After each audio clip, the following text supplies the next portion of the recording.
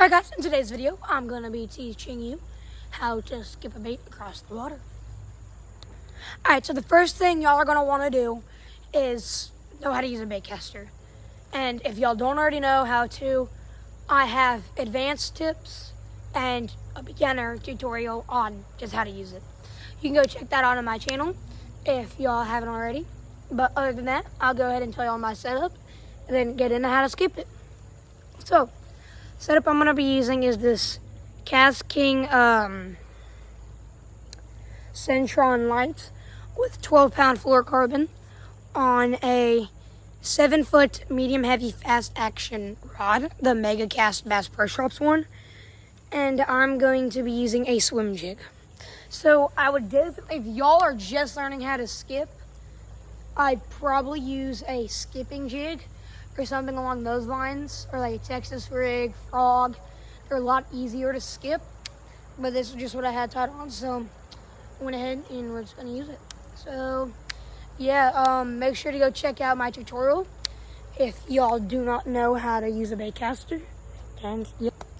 All right, so now after, if y'all have watched that, y'all sorry, y'all are going to want to have about 10 inches to a foot of line.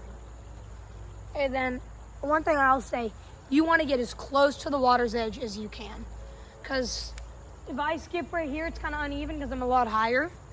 So I'm gonna go pretty much all the way to the water's edge, a little bit back, and then basically what you're gonna do, you're just gonna want to first get comfortable casting super fast, fairly low to the water.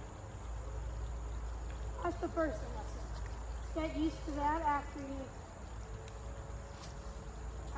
get that feeling.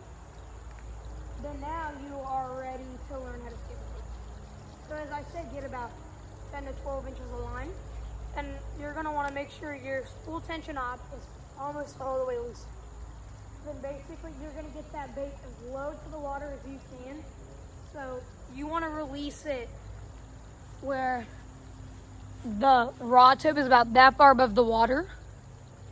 And so if this is the water right here, you're going to want to go like this.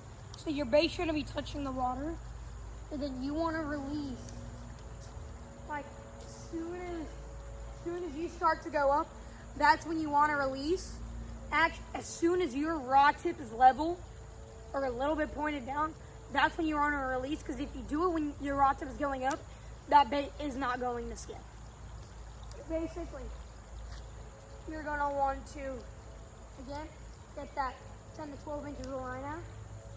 Get your rod tip extremely close to the water and let it out. Again, this is going to take a few tries.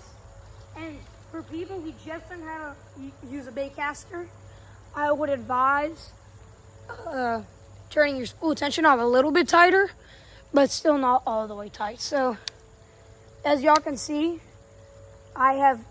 this is like, you still want line to come out like that where it kind of backlashes, but not where it's all the way tight. Like for me, when I do it, I like it like that, or even a little bit looser.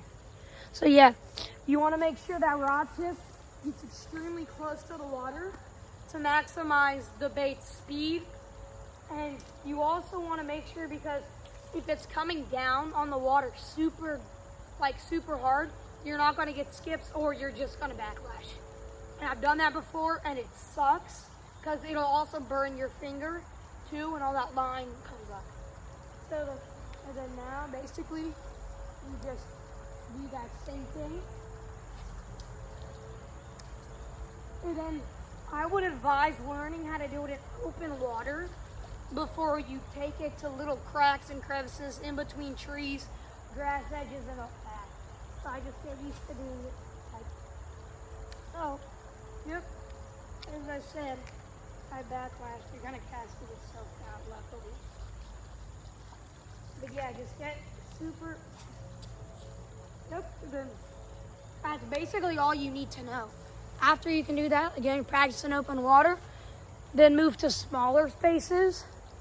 And then after that, you can really, after you've mastered it and you got the accuracy down, then you can start moving to the super duper small crevices.